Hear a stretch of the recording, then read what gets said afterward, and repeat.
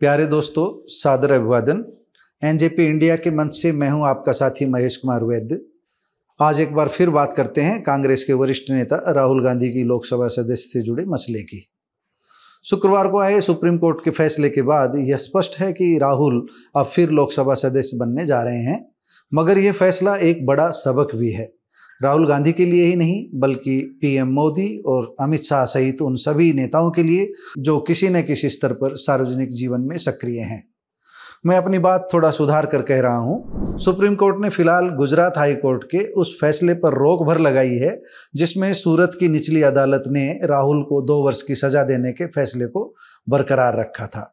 इसी के साथ राहुल की सदस्यता बरकरार रहने का रास्ता खुल गया, मगर भाजपा के लिए सुप्रीम कोर्ट का निर्देश किसी तमाचे से कम इसलिए नहीं है क्योंकि राहुल की सदस्यता अदालत की वजह से कम, भाजपा की वजह से अधिक गई थी। मैंने 27 मार्च को इसी मंच पर एक वीडियो में राहुल गांधी की सदस्यता खत्म करने को लेकर विस्तार से कुछ अहम बातें कही थी। अगर मैं ये कह रहा हूं कि राहुल गांधी की सदस्यता अदालत की वजह से कम, भाजपा की वजह से अधिक गई थी, तो इसकी ठोस वजह भी है। ये दुनिया जानती है कि मोदी सरनेम को लेकर अदालत में कौन गया था। पूर्णेश मोदी भाजपा के ही तो विधायक हैं। हालांकि राहुल अभी कानूनी पेचीदगियों से पूरी तरह बाहर नहीं आए हैं क्योंकि सुप्रीम कोर्ट ने केवल सजा पर रोक लगाई है। निचली अदालत के दोष सिद्धि के फैसले को रद्द तभी माना जाएगा जब सूरत की कोर्ट राहुल को राहत प्रदान करेगी। सुप्रीम कोर्ट ने फिलहाल दोष सिद्धि पर रोक लगाकर राहुल गांधी को बड़ी राहत तो प्रदान कर दी है, मगर अभी कानूनी पेचीदगियों का राहुल को सामना करना पड़ेगा। यह राहत प्रदान करते हुए justice BR Gavai, PS Narasimha और संजय कुमार की पीठ ने यह बात पूरी तरह सही कही है कि सार्वजनिक जीवन में भाषा की सावधानी जरूरी है। यह बात पूरी तरह सही भी है क्योंकि भाषा की एक मर्यादा होती है। इस मर्यादा को तार तार करने में कोई भी दल पीछे नहीं है। सार्वजनिक जीवन में आते ही अपनी भाषा के कारण सुर्खियां बटोरने वाले अरविंद केजरीवाल को भी देर सवेर यह बात समझ में आ गई, मगर मेरे विचार से राहुल ने ऐसा कुछ कहा नहीं था जिसके लिए लोकसभा सचिवालय को इतनी तेजी दिखानी चाहिए थी।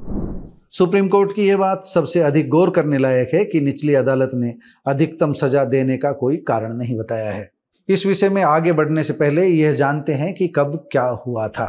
सबसे पहले 13 अप्रैल 2019 को कर्नाटक की एक चुनावी रैली को संबोधित करते हुए राहुल गांधी ने नीरव व कुछ अन्य लोगों का नाम लेते हुए यह सवाल किया था कि आखिर सभी चोरों का उपनाम मोदी से क्यों शुरू होता है। इसी के तुरंत बाद 15 अप्रैल को सूरत से भाजपा विधायक पूर्णेश मोदी ने राहुल गांधी के खिलाफ मानहानि का केस दर्ज करवाया था। यह आम धारणा है कि बिना वरिष्ठ नेताओं की सलाह या इशारे के पूर्णेश मोदी ऐसा नहीं कर सकते थे।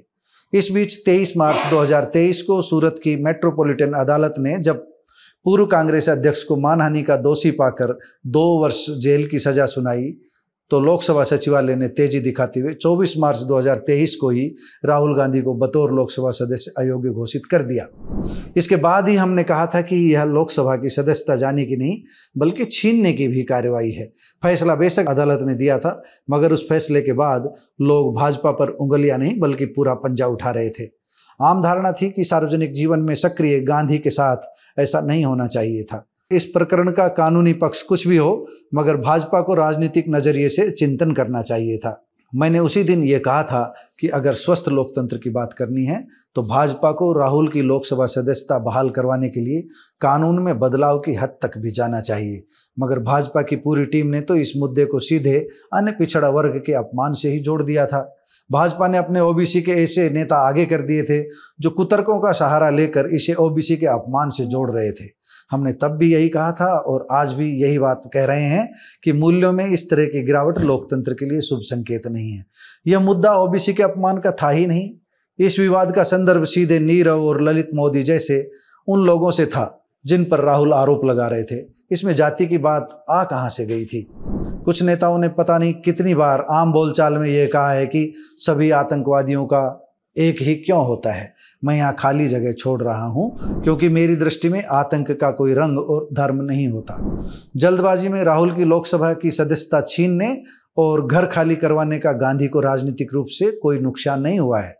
अगर मैं ये कहूं कि मौजूदा परिस्थितियों में अब राहुल गांधी की भारत जोड़ो यात्रा का दूसरा चरण पहले से भी अधिक प्रभावी होगा तो गलत नहीं होगा। चलते चलते एक निवेदन हरियाणा के नेताओं से भी, ये अपने अनिल विज और अभय चौटाला भी जरा जुबान पर लगाम रखें तो लोकतंत्र की सेहत के लिए अच्छा रहेगा। सेहत मंत्री विज इसे अच्छी तरह समझते भी होंगे। अरविंद केजरीवाल भाषा के मामले में अब खुद ही धीरे धीरे समझदार हो रहे हैं। अधिकारी से नेताजी बनने के बाद उन्हें आटे दाल का भाव पता चल ही गया है। अपने पीएम मोदी जी के लिए तो कहें ही क्या, उनकी भाषा का स्तर तो कई बार इतना उन्नत रहता है कि उसकी व्याख्या करने के लिए मेरा शब्दकोश असमर्थ है। वैसे जो पीएम कपड़ों से आदमी की पहचान बताने में सक्षम हो, उनकी भाषा पर सवाल उठाना उचित भी नहीं है। बात राहुल की थी, पीएम की बात कहाँ से आ गई? आइए राहुल की ही बात करते हैं। राहुल गांधी की राह इतनी आसान भी नहीं है, क्योंकि कुछ लोगों ने भाषा की मर्यादा खोकर और गोदी मीडिया के सहारे उनकी पप्पू की जो छवि बनाई थी, अभी उसे पूरी तरह तोड़ने के लिए और अधिक पसीना बहाना पड़ेगा। संभावना है कि उनकी दूसरी भारत जोड़ो यात्रा के बाद कोई शायद ही राहुल गांधी को पप्पू कहने की हिम्मत दिखा पाए। खैर, राहुल गांधी के बारे में अंतिम फैसला क्या होगा यह तो अंतर्यामी जाने, मगर नेताओं की भाषा का स्तर अब अवश्य सुधरेगा, यह अच्छा संकेत है। सुप्रीम कोर्ट को इसके लिए साधुवाद, धन्यवाद। एक अपील भी, कृपया हमारे चैनल को लाइक एवं सब्सक्राइब करना नहीं भूलें।